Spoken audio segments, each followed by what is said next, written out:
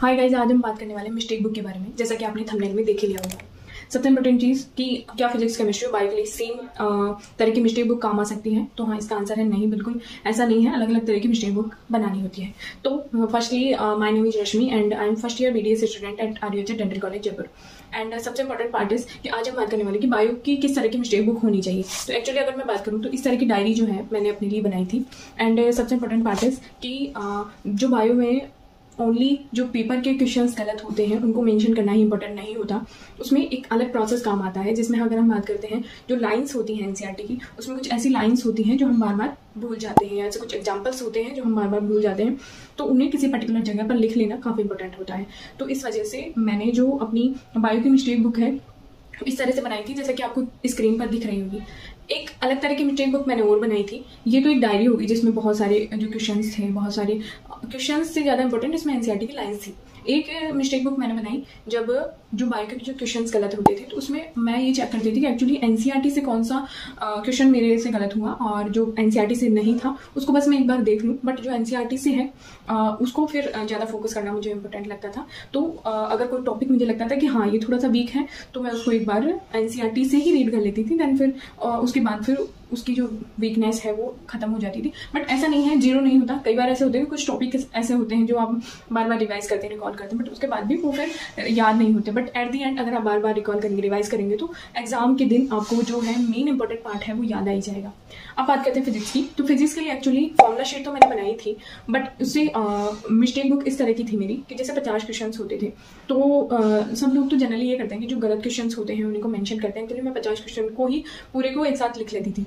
उसमें सबसे जरूरी होता था कि जो क्वेश्चन ज़्यादा गलत होता था उसका मैं ब्रीफ एक्सप्लेनेशन करती थी, एंड उसमें जो मिस्टेक होती थी, किस तरह से मैंने कुछ गलत किया, वो मैं करती थी। बट अगर हम बात करें उन सही वाले क्वेश्चंस की, तो उसमें क्या होता था कि जैसे जो क्वेश्चन मैंने सही किए तो उनका एक मैं फॉर्मूला लिख लेती थी, ताकि बार बार जब मैं रिवाइज करूँ तो एक बार सब कुछ एक साथ रिवाइज हो जाए। तो इस तरह से प्रोसेस रहता था।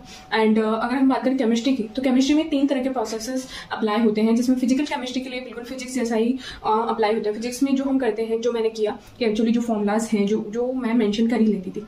जैसे अगर हम बात करें 15 क्वेश्चन अगर फिजिकल केमिस्ट्री से आए हैं, तो उन 15 क्वेश्चंस को एक बार मैं लिख ही लेती थी। हालांकि ऐसा होता है कि फिजिकल केमिस्ट्री में भी कुछ पार्ट कैलकुलेटर नहीं आता, बट फिर भी जो भी कैलकुलेटिव पार्ट था या जो भी चीज़ें होती थी फिजिकल केमिस्ट्री में मैं फिजिक्स की तरह ही मेंशन कर लेती थी। उसके बाद इनऑर्गेनिक केमिस्ट्री की बात करें तो इनऑर्गेनिक केमिस्ट्री में जो मिस्टेक होती थी मुझसे, उसके लिए मैंने अलग से कोई नोटबुक नहीं बनाई थी। उसके लिए मैं NCERT की जो पेजेस होती थी उन्हीं में ऊपर नीचे जितना भी स्पेस होता था वहाँ पर ही उस टॉपिक के पास में उस चीज़ को लिख लेती थी, क्योंकि इनऑर्गेनिक का एक पर्टिकुलर सिलेबस है, बस उसी से बाहर कुछ जाता नहीं है। तो अगर हम मिस्टेक्स को भी वहाँ लिख लेते हैं तो भूलने के चांसेस कम हो जाते हैं और ज़्यादा से ज़्यादा चीज़ें हम ग्रैब कर पाते हैं थोड़ी ही टाइम में।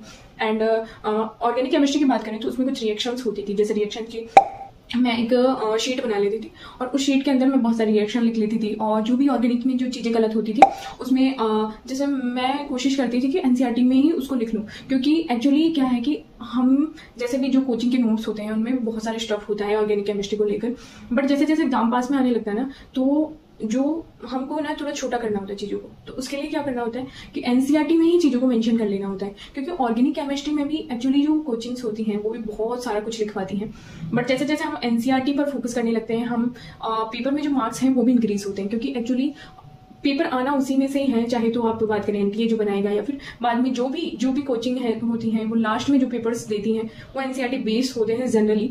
सो उसमें क्या है, मैं मेंशन कर लेती थी। तो केमिस्ट्री में मोस्टली मैं NCERT पर ज़्यादा फोकस रहती थी। हाँ, फिजिकल केमिस्ट्री की बात नहीं करूँगी। फिजिकल केमिस्ट्री में मेरा जो है फिजिक्स की तरह ही प्रोसेस रहता था, बट हाँ उसमें भी अगर जैसे कुछ एग्जांपल्स हो गए और सिमिलर मैंने कोई क्वेश्चन देख लिया तो उसके बाद ही मैं लिख लेती थी, उसको मेंशन कर लेती थी कि हाँ ऐसा इंपॉर्टेंट क्वेश्चन है, ऐसा दोबारा भी आ सकता है। तो इस तरह का प्रोसेस रहता था। तो आई थिंक आप समझ लेंगे इस चीज़ को। तो बायो के लिए मैंने क्या किया, 2 तरह की मिस्टेक बुक बनाई थी, जिसमें NCERT की लाइन्स होती थी और दूसरा जो क्वेश्चन गलत होते थे उसके लिए मैं मेंशन करती थी कि NCERT का कौन सा गलत हुआ और कौन सा विदाउट NCERT है, तो उसको एक बार मुझे देख लेना होता था। दूसरा फिजिक्स के लिए मैंने बताया कि मैंने 50 क्वेश्चन को सारों को ही लिख लेती थी।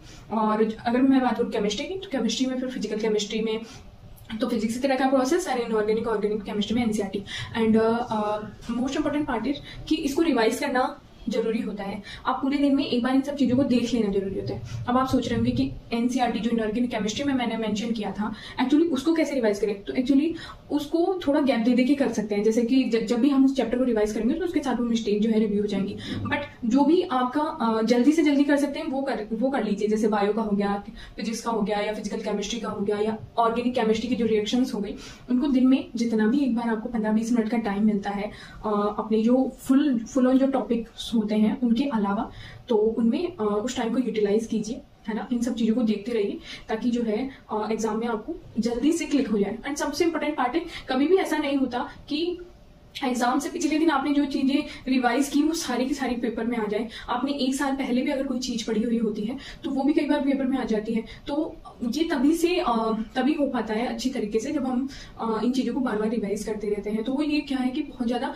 मेमोरी में एक लेयर नहीं बनती, वो बिल्कुल ऐसे नया सा ही लगेगा आपको जो भी आप करेंगे। तो आई थिंक आप समझेंगे इसको। And thank you so much video में यहाँ तक जुड़े रहने के लिए।